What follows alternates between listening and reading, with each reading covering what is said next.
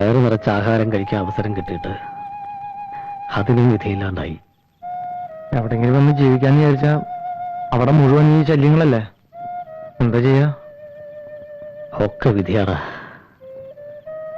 എന്റെ അമ്മ ഉണ്ടായിരുന്നെങ്കിൽ എനിക്ക് ഈ ഗതിയൊന്നും വരില്ലായിരുന്നു. ആവശ്യത്തിലധികം സ്വത്ത്, ഒരേ ഒരു മകൻ. പറഞ്ഞിട്ടെന്താ കാര്യം?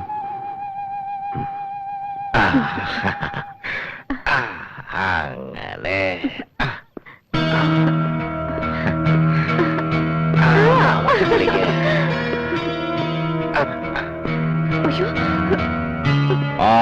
തെണ്ടി തിരിഞ്ഞ് നടന്നിട്ട് രാത്രി ഭക്ഷണം കഴിക്കുന്ന സമയമായപ്പോഴത്തേക്ക് കയറി വരുന്നു. എവിടെയായിരുന്നു ഇത്ര നേരം? ഞാനെവിടെയായിരുന്നു? അച്ഛനെന്താ? അച്ഛനോട് കാണിക്കുന്ന തോന്നിയാസം കണ്ടുകൊണ്ട് ഞാനും കൂടെ ഇവിടെ നിൽക്കണോ? കാള പോലെ വളർത്തി പഠിപ്പിച്ചിട്ട് നീയല്ലേ വയസ്സുകാലത്തിന് നോക്കുന്നത്? നോക്കാനെങ്ങനെ? വീട്ടിൽ അല്പങ്ങൾ സ്വയം തന്നിട്ടുണ്ട്.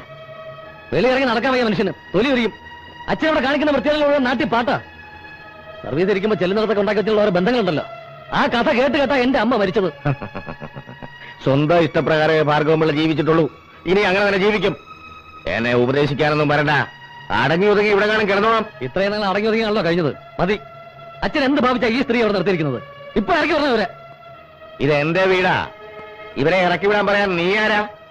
ഇവിടെ താമസിക്കാൻ ബുദ്ധിമുട്ടാണെങ്കിൽ നീ ഇറങ്ങിപ്പോടാ. 1,00,000 രൂപ ഞാൻ നിനക്ക് തന്നിട്ടില്ലേ? അതുകൊണ്ട് എവിടെയെങ്കിലും പോയി ജീവിക്കേ. എനിക്കിങ്ങനെ ഒരു മോനില്ലെന്ന് ഞാൻ വിചാരിക്കും. ഇറങ്ങിപ്പോടാ, ഇറങ്ങിപ്പോടാ.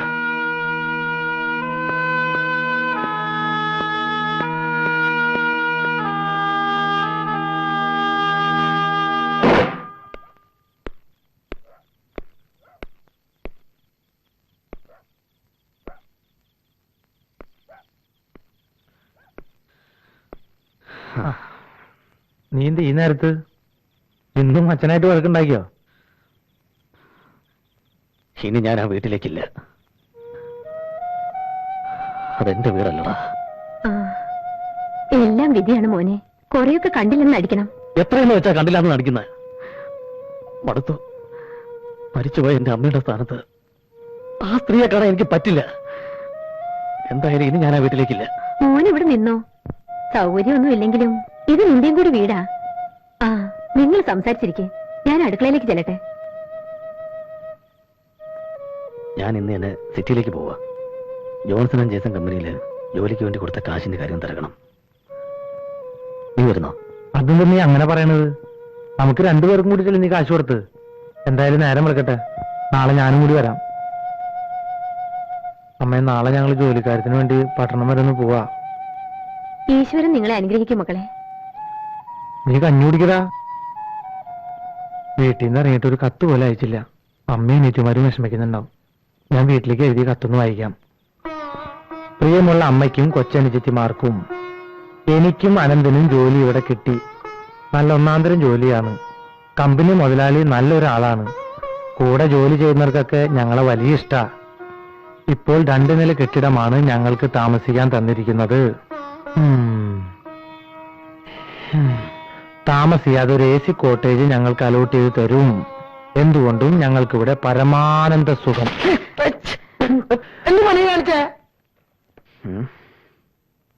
നിന്റെ കയ്യിൽ ഇനി എത്ര രൂപ ഉണ്ട്? 10 പൈസ ഉണ്ടാവും. അതിങ്ങോട്ട്.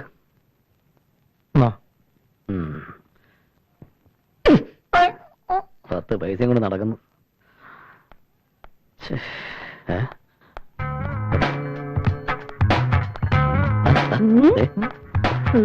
ഹലോ, എന്താ ഈ രണ്ടുപേരും കൂടെ ബാഗ് വെച്ചോടെ കാര്യം പോലെ? സുന്ദരി, ഹലോ, ഫൈൻ, താങ്ക് യു. ഇതാര് സുന്ദരിയാ? അതെ, എനിക്ക് ജോലി കിട്ടി. Thank you. പിന്നെ ഇത്രയും നാള് നിങ്ങളെ കുറിച്ച് ഓർത്ത് ഞാൻ വിഷമിച്ചിരിക്കുകയായിരുന്നു. ഏതായാലും കണ്ടുമുട്ടിയല്ലോ. അതെ, നിങ്ങൾ എവിടെയാ താമസം? ഞാൻ വരാം, എനിക്ക് പ്രശ്നമൊന്നുമില്ല. പക്ഷെ ഞങ്ങൾക്ക് പ്രശ്ന. എന്താ പ്രശ്നം അറിയോ? ഞങ്ങൾ 2 അവിവാഹിതരല്ലേ. അവിടെ പെൺകുട്ടി എത്തിക്കൊണ്ട് അത് പ്രോബ്ലം ഇല്ലേ? പിന്നെ ഞാൻ താമസിക്കുന്ന ഇവിടെ അശ്വതി വർക്കിംഗ് വിമൻസ് ഹോസ്റ്റൽ. പിന്നെന്താ? പിന്നെ വൈകുന്നേരം കാണണം.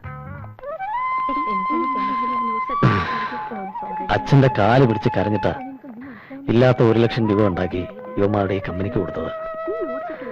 എന്നിട്ടിപ്പോ എന്റെ 25,000 രൂപയും കൊണ്ടല്ലേ കാലമാടന്മാര് മുങ്ങിയത്. രണ്ടാനച്ഛന്റെ ശല്യം സഹിക്കാൻ വയ്യാതെ എന്റെ അമ്മ ഊരിത്തന്ന ആഭരണങ്ങൾ വിറ്റാ ഞാൻ ജോലിക്ക് കയറിയത്.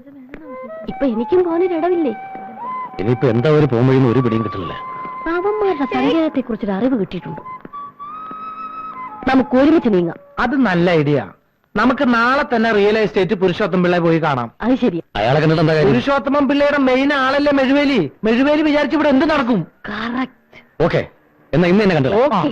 ഇട് നീ ഇട്.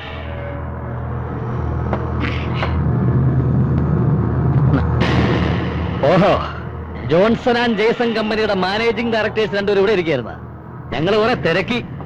ഒരു മിനിറ്റ്, ഒരു കാര്യം പറയണ്ടായിരുന്നു. സോറി കേട്ടോ.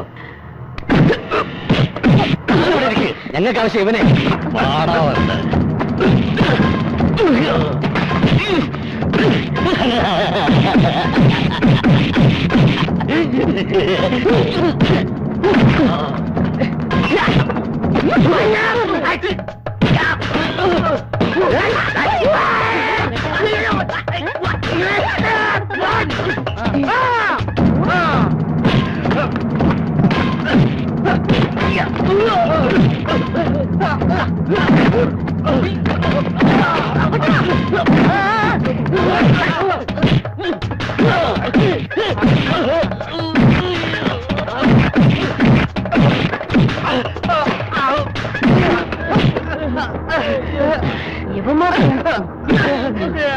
ഒന്നും ചെയ്തേക്കല്ലേ സാറേ.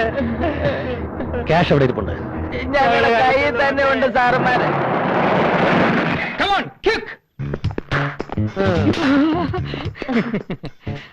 നിങ്ങൾ അവിടെ നിന്നാ മതി. വേറെ പ്രശ്നമൊന്നുമില്ലല്ലോ. ഇതുവരെ പ്രശ്നമൊന്നുമില്ലായിരുന്നു. പ്രശ്നമില്ലെന്നോ? അതെ, ഇതാണ് ജോൺസൺ ആൻഡ് ജെയ്സന്റെ MD-കള്. MD അല്ല, തെണ്ടികൾ. അതെ, എവിടെയാണ് പണം വെച്ചിരിക്കുന്നത്? ഇവിടെ തന്നെ ഉണ്ട്.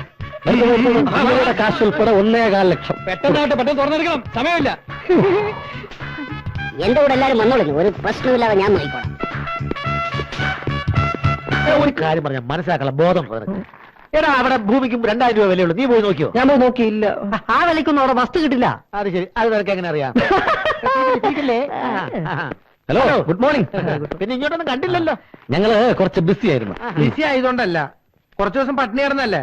വയറിറച്ച ആഹാരം കഴിച്ചപ്പോ സുഖമായിട്ട് കിടന്നുറങ്ങി. 1 ലക്ഷം രൂപ കയ്യിലുണ്ടല്ലോ. എന്ത് ചെയ്യാനാണ് പരിപാടി? നിമിഷങ്ങൾ കൊണ്ട് ലക്ഷങ്ങൾ സമ്പാദിക്കാൻ പറ്റിയൊരു പരിപാടി ഞങ്ങളുടെ കയ്യിലുണ്ട്. രാഷ്ട്രീയമായിരിക്കും. അല്ല, റിയൽ എസ്റ്റേറ്റ്. Really estate.